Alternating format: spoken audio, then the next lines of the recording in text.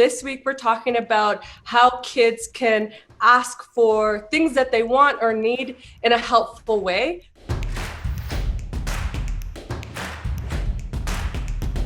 What's the right way of asking the question? So do you have a story that you can share with us about you asking?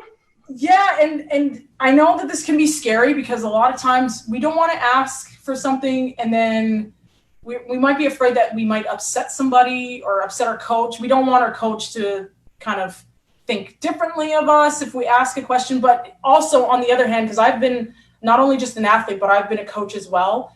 And there have been times athletes have asked me things and I was never aware that that's something. And then together as a unit, as a complete unit, we're able to work that in. But for me personally, when I first went away to university, so I was recruited to the University of New Mexico as a 400-meter hurdler.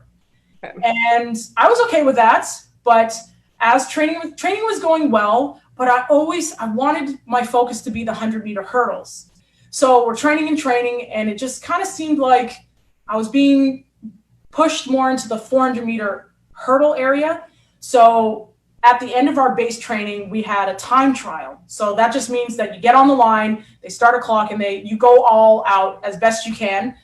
That way they can see how well the fall training has worked. So I got on the line, and mentally I just was not there because I know I wanted to be over with the 100-meter hurdlers. So the gun goes off, I'm running, and I run terribly. Like my heart wasn't in it. And my coach knew that because he can tell the difference between when I'm practicing and this run. It was completely different and terrible. So at the end, when I crossed the line, I wasn't even tired, and you should be tired.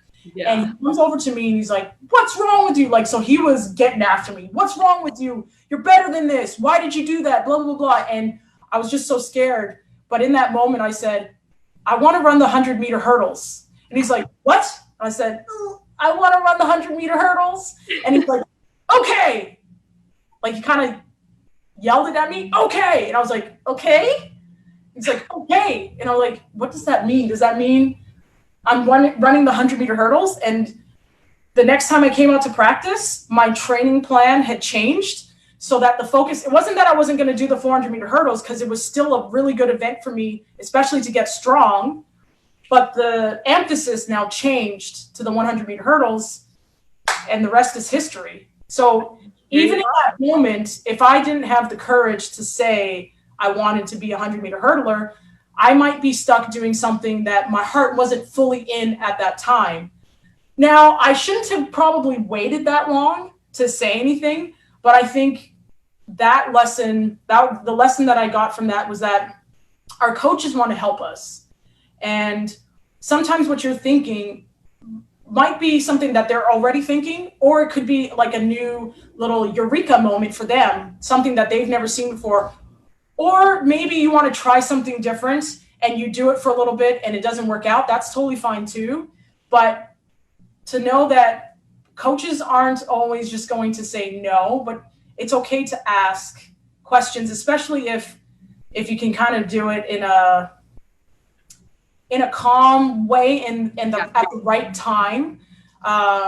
Especially like if you're not emotional, like as far as like kind of crying, because sometimes coaches might see that as you're giving up on something because you didn't have a good day. And that could be true, because there have been plenty of times I said, "I'm quitting the hurdles," because I've hit too many hurdles, my knee hurts, Yeah.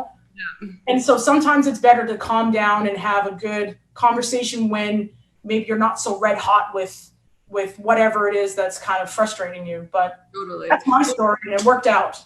No, that's a great point.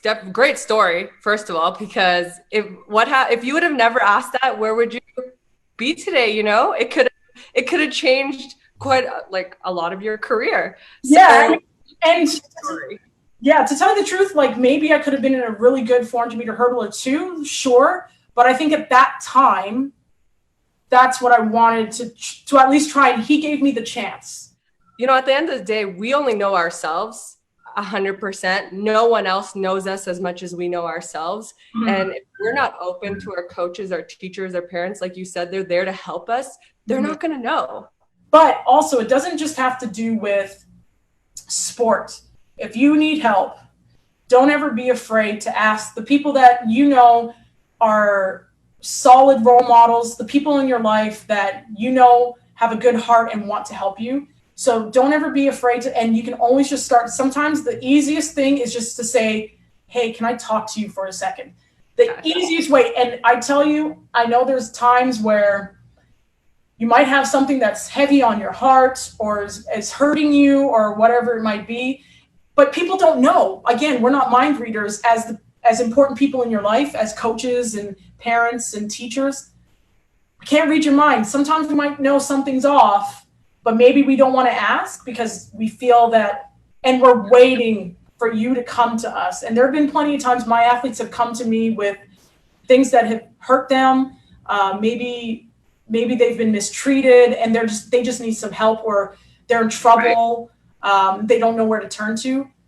All it takes is you just need to take a 1, 2, 3 deep breath and say, hey, can I talk to you for a second? As soon as you say that, I swear the weight will be lifted off your shoulders and you'll be able to speak easier. It just takes that first step.